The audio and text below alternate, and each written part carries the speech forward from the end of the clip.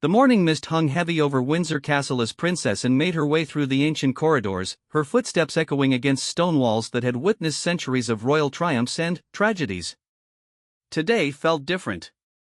The air itself seemed charged with an unspoken tension that had been building for weeks within the royal family. Anne paused at one of the tall windows overlooking the castle grounds, watching as the first rays of sunlight pierced through the grey clouds. In her hands, she clutched a letter that had arrived just hours earlier, its contents weighing heavily on her mind. The news about Catherine's health had sent shockwaves through the family, but it was William's struggle to maintain his composure while supporting his wife that truly concerned Anne. As the Princess Royal, Anne had always prided herself on being the steady presence within the monarchy. While others might crumble under pressure or seek the spotlight, she had built her reputation on quiet strength and unwavering dedication to duty. But this situation was different. This was about family, about people she genuinely cared for, and about a future king who was facing the most challenging period of his life. The sound of approaching footsteps broke through her contemplation. A palisade approached with careful reverence, carrying the day's schedule and a stack of correspondence that seemed to grow larger with each passing hour. The media frenzy surrounding Catherine's health had created a whirlwind of speculation, and every royal engagement was now scrutinized through the lens of crisis management. "Your Royal Highness," the aide began softly, "the Prime Minister's office has called again. They're requesting a statement about the current situation." And turned from the window, her expression thoughtful but resolute. She had been fielding similar calls for days now, each one adding to the pressure cooker atmosphere that surrounded the royal family. The political implications of a health crisis involving the future queen were far-reaching, but Anne's primary concern remained firmly focused on the human element of the story. "Not yet," she replied firmly. "Any statement must come from the right place, at the right time. We won't be rushed into saying something we might regret." The aide nodded and retreated, leaving Anne alone with her thoughts once more. She understood better than most the delicate balance required when personal crisis intersected with public duty. Her own life had been marked by moments where private pain had to be endured under the glare of public scrutiny, and she wouldn't wish that experience on anyone, especially not on Catherine, who had always handled her royal role with such grace and dignity. Anne's mind drifted back to the early days when Catherine first joined the family. There had been skepticism from some quarters, whispered concerns about whether a commoner could truly understand the weight of royal responsibility. Anne had watched with quiet admiration as Catherine proved those doubts wrong, time and again demonstrating not just her commitment to the role, but her genuine care for the people she served. The relationship between Anne and Catherine had developed slowly but surely over the years. Both women shared a no-nonsense approach to royal duties, preferring substance over style and results over recognition. Where others might see Catherine's understated elegance as simplicity, and recognized it as a sophisticated understanding of when to shine and when to step back. Their bond had been strengthened through shared experiences at countless royal events, from state dinners where protocol demanded perfection to charity visits where authentic connection mattered more than formal procedure. And had witnessed firsthand Catherine's ability to make genuine connections with people from all walks of life, a skill that couldn't be taught or manufactured. The memory of their last private conversation played vividly in Anne's mind. They had been at Balmoral during the summer, walking through the gardens after a family dinner. Catherine had seemed unusually quiet, and Anne, with her characteristic directness, had simply asked if everything was all right. The conversation that followed had revealed the tremendous pressure Catherine felt, not just from her public duties, but from the constant scrutiny that came with being married to the future king. "Sometimes I wonder if I'm strong enough for all of this," Catherine had admitted, her usual composure momentarily slipping. The expectations, the criticism, the way every decision gets analyzed and judged. "It's overwhelming sometimes." And had stopped walking then, turning to face the younger woman with an expression of understanding born from decades of similar experiences. "Strength isn't about never feeling overwhelmed," she had said. "It's about continuing to serve despite feeling that way. And you've been doing that beautifully for years." That conversation had marked a turning point in their relationship. From that moment, Anne had made a conscious effort to be more available, more supportive, and more vocal in her appreciation for Catherine's contributions to the royal family. She had seen too many good people crushed by the weight of royal expectations, and she was determined not to let that happen to Catherine. Now, as news of Catherine's health crisis dominated headlines around the world, and felt that protective instinct surge even stronger.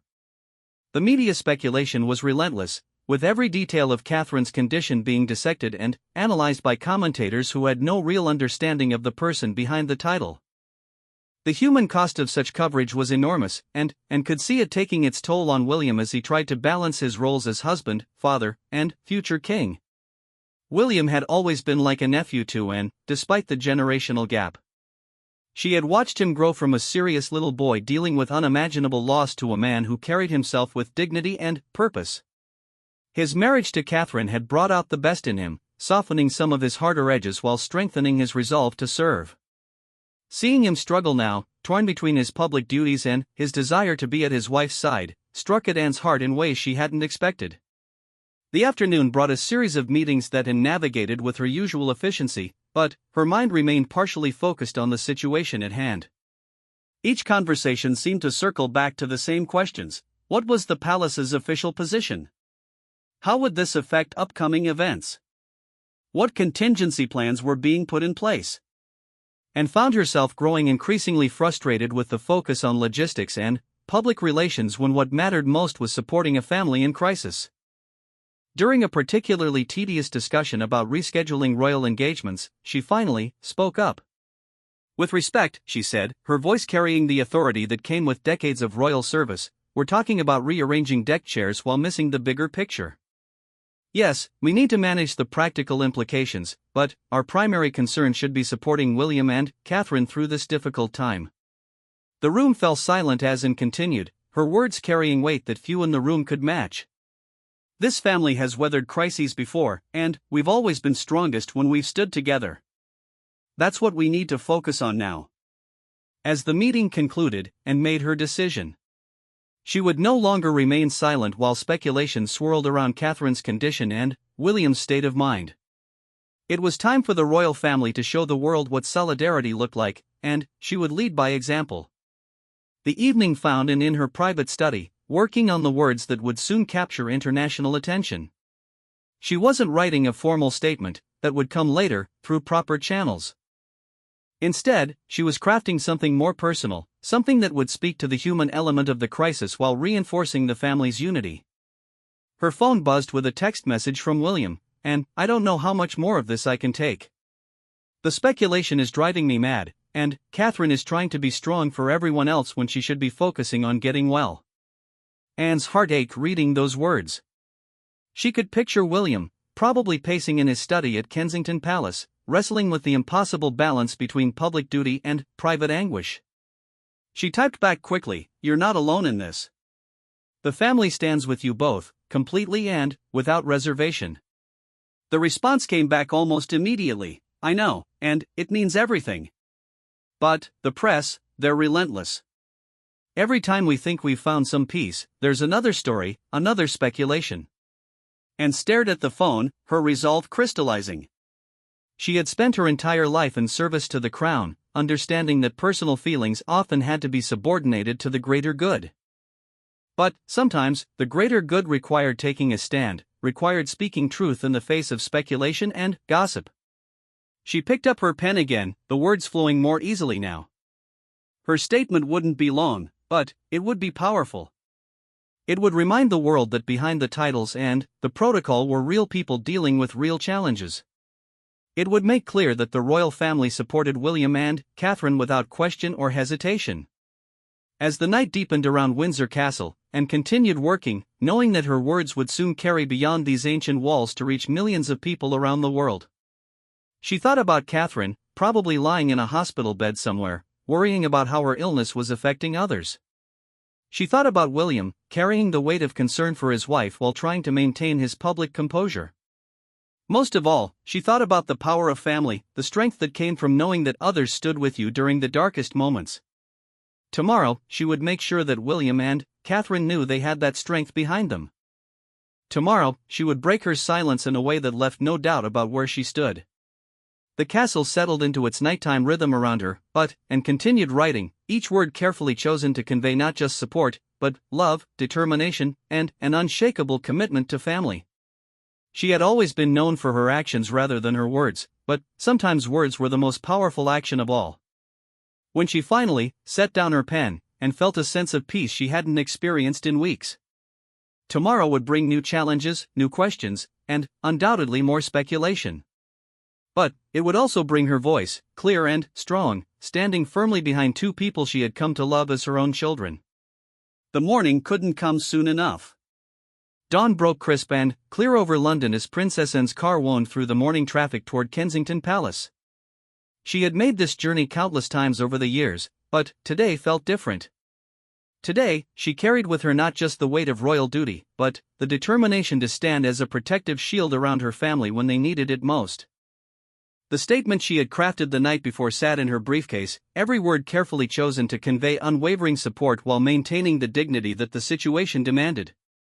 But, before those words reached the public, she needed to speak with William and Catherine directly. They deserved to know that they weren't facing this crisis alone. As her car pulled through the gates of Kensington Palace, and noticed the increased security presence and the cluster of photographers maintaining their vigil beyond the perimeter. The media attention had reached a fever pitch over the past few days, with speculation about Catherine's condition dominating news cycles around the world. Each new report seemed to add another layer of pressure to an already overwhelming situation.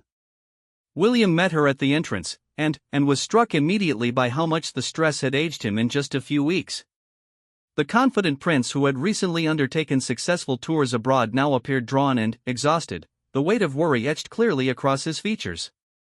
His usual warm smile was replaced by a strained attempt at normalcy that fooled no one. "And thank you for coming," he said, embracing her with a warmth that spoke to their close relationship. "Catherine is having a better day today, but the whole situation..." He trailed off, running a hand through his hair in a gesture of frustration that had become increasingly frequent.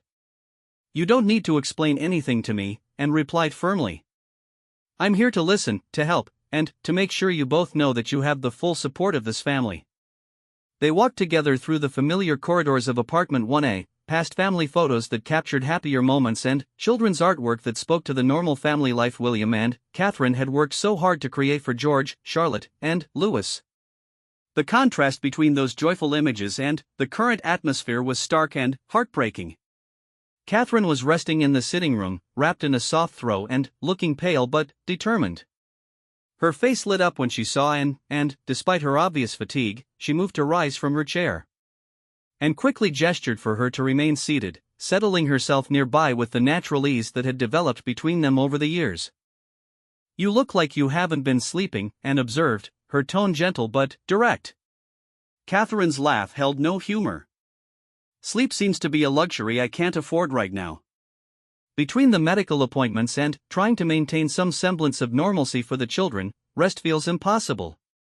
And the constant speculation in the press makes everything so much harder." And reached over to take Catherine's hand, a simple gesture that conveyed more than words could express. "The speculation will pass. What matters is your health and your family's well-being. Everything else is secondary." William began pacing the room, his agitation evident. "But that's just it, Anne. Nothing feels secondary when you're in this position. Every decision has implications beyond just our family. The tours that need to be postponed, the charities that are counting on Catherine's involvement, the constitutional questions if this situation continues." "Stop," Anne said, her voice carrying the authority of someone who had navigated royal crises for decades. "Right now, you're thinking like the institution instead of thinking like a husband and father. The monarchy has survived for centuries precisely because it knows when to prioritize the human element over protocol." The conversation that followed was unlike any the three of them had shared before. And listen as William and Catherine laid bare their fears, not just about the health crisis itself, but about what it meant for their roles, their children, and their future. The pressure of being constantly in the public eye during such a personal struggle was taking its toll in ways that even Anne, with all her experience, found difficult to fully comprehend. "The hardest part," Catherine admitted quietly, "is feeling like I'm letting everyone down. The organizations I patron, the people who look up to the royal family, even my own children who don't fully understand why Mummy isn't feeling well. There's guilt attached to every aspect of this situation." and felt her protective instincts surge even stronger. She had watched Catherine transform from a somewhat shy young woman into a confident royal who had earned respect through her genuine commitment and natural warmth. To see that confidence shaken by circumstances beyond her control was infuriating. "Listen to me carefully," Anne said, her voice filled with conviction. "You have given everything to this role. You've represented this family with grace, dignity, and authenticity. You've raised 3 beautiful children while managing a full schedule of royal duties. You've modernized the monarchy simply by being yourself. If anyone suggests you're letting them down by dealing with a health crisis, they fundamentally misunderstand what this family represents." The words hung in the air, carrying weight that seemed to lift some of the burden from Catherine's shoulders. William stopped pacing and looked at Anne with an expression of gratitude mixed with relief. Here was validation from someone whose opinion mattered, whose experience gave weight to her words. But the press conference requests, the demands for medical details, the constitutional experts debating succession scenarios on television, William said, his voice strained. "How do we handle all of that while protecting our family's privacy?" Anne stood up, her decision crystallizing. "We handle it by taking control of the narrative. By speaking with one clear, strong voice that leaves no room for speculation or doubt about where this family stands." She retrieved her briefcase and pulled out the statement she had prepared. "I want to read you something, and I want your honest reaction. Because what I'm proposing will make headlines around the world." As Anne began to read, both William and Catherine leaned forward, their attention completely focused. The statement was powerful in its simplicity, direct in its support, and unflinching in its defense of Catherine and William. It acknowledged the difficult circumstances while firmly establishing the royal family's unity and resolve. "This is exactly what we needed," William said when Anne finished reading. "But, are you sure you want to put yourself out there like this? The media response will be intense." Anne's smile was the first genuine one any of them had shared in weeks. "I've been dealing with intense media attention since before you were born. The difference is that this time, I have something important to say." The afternoon was spent refining the statement and discussing the broader strategy for managing the crisis. Anne's decades of experience proved invaluable as she helped William and Catherine think through not just the immediate response, but the longer-term implications of their approach. Her perspective, shaped by witnessing the monarchy's evolution through multiple crises, provided a steady foundation for their planning. As they worked together, something shifted in the atmosphere of the room. The isolation that had been weighing so heavily on William and Catherine began to lift, replaced by the strength that comes from knowing you're not facing challenges alone. Anne's presence served as a reminder of the institutional support structure that surrounded them, but, more importantly, of the family bonds that transcended protocol and duty. "There's something else we need to discuss," Anne said as the afternoon wore on. "The children's school has been fielding questions from other parents, and there have been photographers near the school gates. We need to ensure George, Charlotte, and Louis are protected from this chaos." Catherine's maternal instincts immediately sharpened. "They've been asking questions at home. George especially seems to understand that something serious is happening, even though we've tried to shield them from the details. Children are more perceptive than we give them credit for, and observed. They pick up on emotions and stress even when we think we're hiding it well. Have you considered involving the school counselors or child psychologists in helping them process this situation?" The conversation turned to the practical aspects of protecting the children while maintaining as much normalcy as possible in their lives. Anne's own experience as a mother, combined with her understanding of royal protocols, made her uniquely qualified to offer guidance on this delicate balance. "The key is honest communication appropriate to their ages," she explained. "Children can handle more truth than we think, but they need it delivered in ways that don't create additional anxiety. They need to know that while Mummy isn't feeling well, she's getting the best possible care, and that the entire family is supporting her." As the day progressed, Anne found herself marveling at William and Catherine's resilience. Despite the enormous pressure they were under, their primary concerns remained focused on their children's well-being and each other's support. It reminded her of why she had come to respect and love them so deeply over the years. The conversation eventually turned to the broader implications for the monarchy itself. Constitutional experts had been speculating about various scenarios, from temporary regency arrangements to long-term succession questions.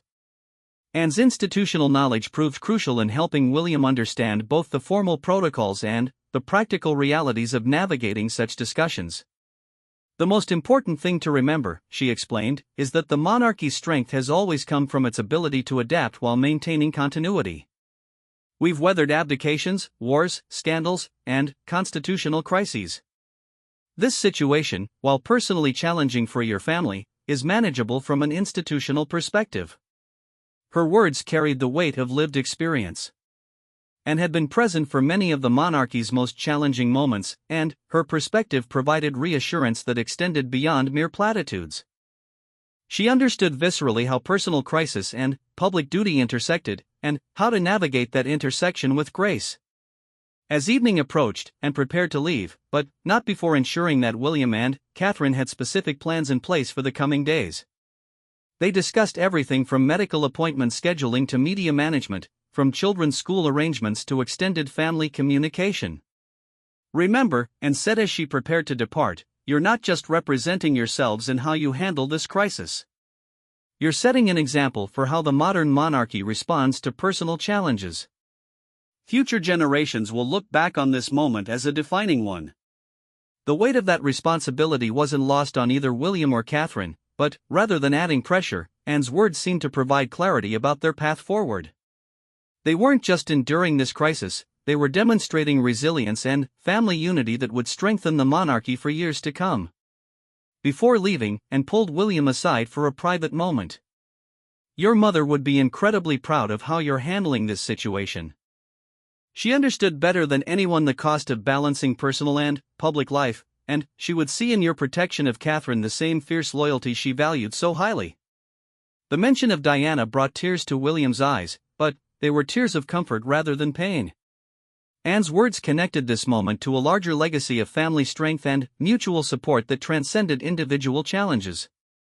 As Anne's car pulled away from Kensington Palace, she felt a sense of satisfaction she hadn't experienced in weeks. Tomorrow would bring the release of her statement and the international attention that would follow.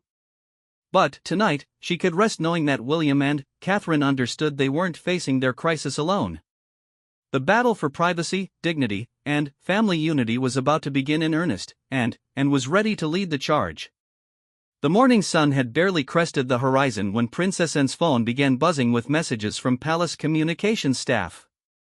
Word had leaked that she would be making a significant statement later that day, and the media was already in a frenzy of speculation about what the Princess Royal might say regarding Catherine's health crisis.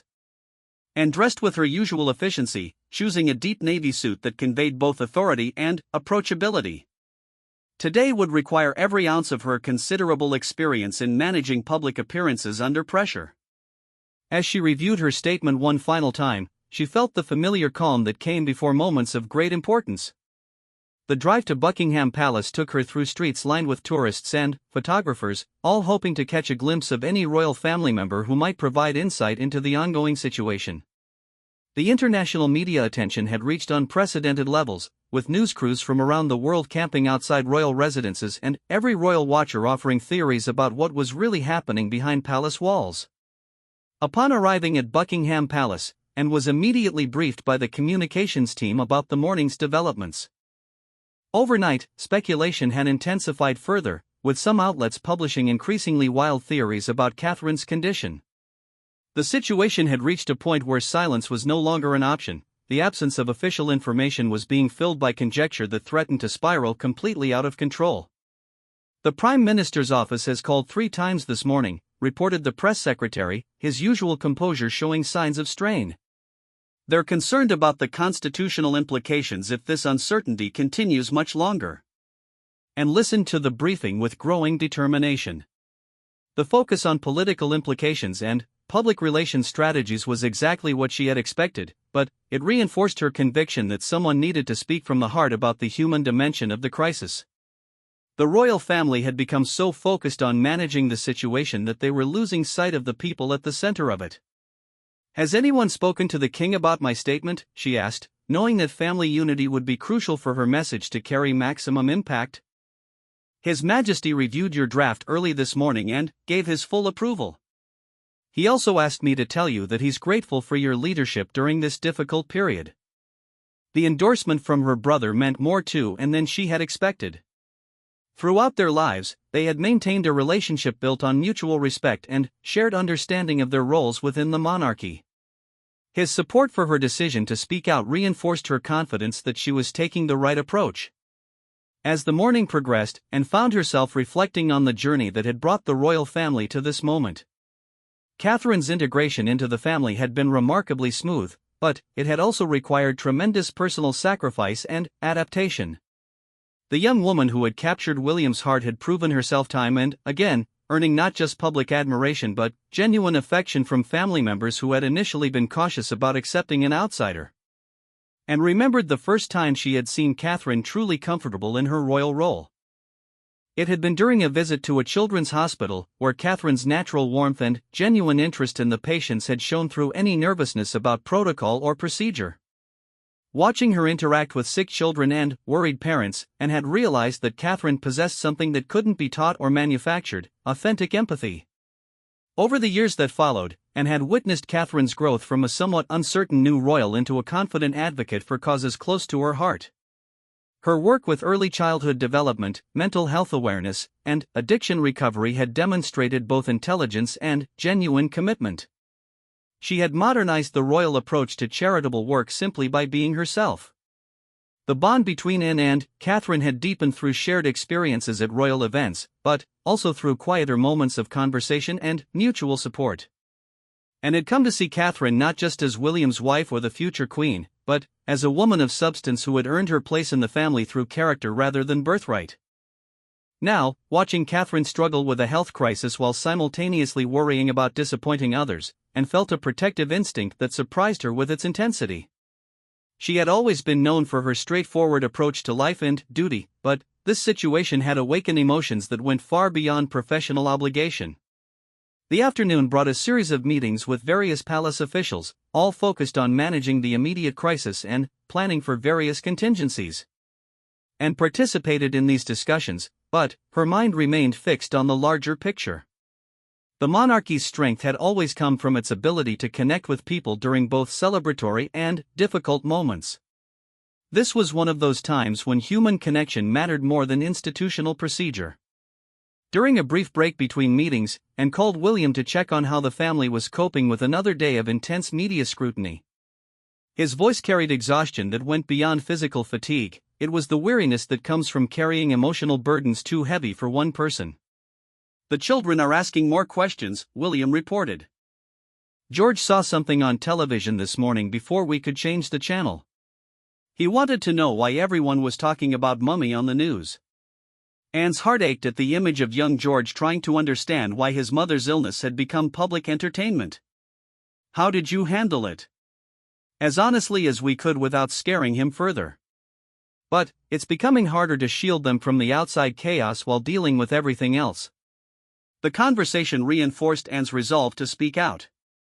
The statement she had prepared wasn't just about supporting William and Catherine, it was about reminding the world that real children were watching their mother's health crisis unfold in public, and that common decency demanded better from the media and the public alike. As the designated time for her statement approached, Anne made her way to the palace's blue drawing room, where a small group of carefully selected journalists had been assembled. She had specifically requested a format that would allow for her statement to be delivered without the circus atmosphere of a full press conference, believing that the gravity of the situation demanded a more respectful approach. The journalists rose as Anne entered the room, and she was struck by the unusual solemnity of the moment. Even the most experienced royal correspondents seemed to understand that they were witnessing something significant. Anne took her position behind a simple lectern, her bearing conveying both authority and accessibility. "Ladies and gentlemen," she began, her voice clear and steady, "I appear before you today not in my official capacity as the Princess Royal, but as a sister-in-law, an aunt, and a member of a family that has been deeply concerned about one of our own." The opening words immediately established the personal nature of her statement, signaling that this wouldn't be a typical royal communication filled with formal language and careful diplomatic phrasing. Anne had chosen to speak from the heart, and that decision was evident from her first sentence. Over the past weeks, we have watched as speculation and conjecture have threatened to overshadow the simple truth of our situation. Catherine, our beloved daughter-in-law and future queen, is facing a health challenge with the same courage and dignity that have characterized her entire approach to royal life. Anne's words carried weight precisely because of who she was. Known for her reluctance to give interviews or make public statements about family matters, her decision to speak out sent a powerful message about the seriousness of the situation and the depth of family support for William and Catherine. I have had the privilege of watching Catherine grow into her role over more than a decade. I have seen her dedication to the causes she champions, her commitment to her children, and her unwavering support for my nephew William in his preparation for future kingship. Most importantly, I have witnessed her fundamental decency and genuine care for others. The statement continued with Anne's characteristic directness, but it was softened by obvious affection and respect for Catherine. She spoke about the pressures of royal life, the challenges of balancing public duty with personal needs, and the importance of family support during difficult times. The speculation and intrusion that have characterized coverage of this situation do a disservice not only to Catherine and William, but to the children who are watching their mother's health become a subject of public debate. We can do better, and we must do better. Anne's words carried implicit criticism of media coverage without descending into direct attack. Her approach was measured but firm, establishing clear boundaries while maintaining the dignity befitting her position. William has shown remarkable strength in balancing his support for his wife with his continued service to the nation. He exemplifies the qualities that will serve him well as our future king, and he has the complete support of this family in navigating these challenging circumstances. The personal nature of Anne's praise for William struck many observers as particularly significant. The relationship between Anne and William had always been warm, but public statements about family relationships were rare from the notoriously private Princess Royal. As Anne concluded her statement, she looked directly into the cameras, her expression conveying both determination and compassion. Catherine has our complete support as she focuses on her recovery. William has our unwavering backing as he supports his wife and family. And we ask for the patience and understanding of the public as we navigate this difficult period together. The questions that followed were respectful but probing, with journalists recognizing the unusual opportunity to hear directly from and about family matters. She answered with her characteristic honesty while maintaining appropriate boundaries about medical privacy and family details. "Can you tell us more about Catherine's specific condition?" asked one reporter. "I can tell you that she is receiving excellent medical care and that her spirits remain strong despite the challenges she faces. Beyond that, I believe she deserves the same medical privacy that any mother and wife would expect during a health crisis." Another journalist inquired about the constitutional implications of Catherine's situation. Anne's response demonstrated both her institutional knowledge and her priorities. The monarchy has weathered far greater crises than this one. Constitutional arrangements exist to address any scenario that might arise, but our focus remains on supporting Catherine's recovery and ensuring that William has everything he needs to care for his family while continuing his duties. Throughout the question session, Anne maintained perfect composure while making her positions crystal clear. She wouldn't tolerate intrusion into medical privacy, she completely supported William's handling of the situation, and she expected better behavior from both media and public during a family's time of crisis. The impact of Anne's statement was immediate and profound. Within hours, news organizations around the world were leading with her words, and social media was filled with messages of support for the royal family's call for privacy and dignity. More importantly, the statement achieved its primary goal of taking control of the narrative. Instead of endless speculation about Catherine's condition or William's state of mind, the conversation shifted toward respect for family privacy and admiration for Anne's principled stand. That evening, as Anne reviewed the media coverage of her statement, she felt a satisfaction that went beyond successful crisis management. She had used her voice and her position to protect people she cared about, and, in doing so, she had reminded the world of the values that truly mattered. The phone calls from William and Catherine that evening confirmed that her message had achieved its intended effect. For the first time in weeks, they felt that someone had spoken up for them in a way that captured both their vulnerability and their strength. The battle for dignity and privacy was far from over, but Anne had fired the opening shot with precision and power. Tomorrow would bring new challenges, but tonight, the royal family stood stronger and more united than they had in weeks. The weeks following Princess Anne's powerful statement had brought a noticeable shift in both media coverage and public sentiment. Her words had created a protective barrier around William and Catherine, but, more importantly, they had reminded everyone of the human cost of relentless speculation during personal crises. As spring gave way to early summer, the royal family found itself navigating a new landscape where support had replaced suspicion, and understanding had begun to eclipse intrusion. Anne stood in the gardens of Gatcombe Park, her Gloucestershire home, watching her horses graze in the morning sunshine. The tranquility of the moment offered a stark contrast to the intensity of recent months, but she knew that the crisis had fundamentally changed something within the royal family. They had emerged stronger, more united, and more committed to protecting each other than ever before. The sound of a car approaching broke through her contemplation. William and Catherine were coming for lunch, their first purely social visit to Anne's home since Catherine's health crisis had begun. The significance of this ordinary family gathering wasn't lost on any of them. It represented a return to the kind of normal relationships that the pressure of recent months had made impossible. Catherine looked remarkably better as she emerged from the car, her color improved and her smile genuine in a way that hadn't been seen for months. The medical treatments had been successful, but, more than that, the lifting of constant public scrutiny had allowed her to focus on healing without the additional burden of managing public perception. "And thank you for having us," Catherine said, embracing her sister-in-law with obvious warmth. "It feels wonderful to be somewhere we can just be ourselves." William appeared more relaxed than Anne had seen him in months, the tension that had marked his every public appearance finally beginning to ease. The successful management of the crisis had not only protected his family but had also demonstrated his own capacity to lead during challenging times. "You both look like you've been sleeping again," Anne observed with characteristic directness, leading them toward the house. "Amazing what a little privacy and family support can accomplish." The lunch conversation flowed easily, covering everything from the children's summer plans to Catherine's gradual return to royal duties. The easy familiarity between the three of them spoke to relationships that had been strengthened rather than strained by the recent crisis. "I've been thinking a lot about what you said during your statement," Catherine shared as they settled in Anne's comfortable sitting room after lunch. "About finding strength in family support. I don't think I fully appreciated before how much I needed to hear that message, not just from you, but from the entire family."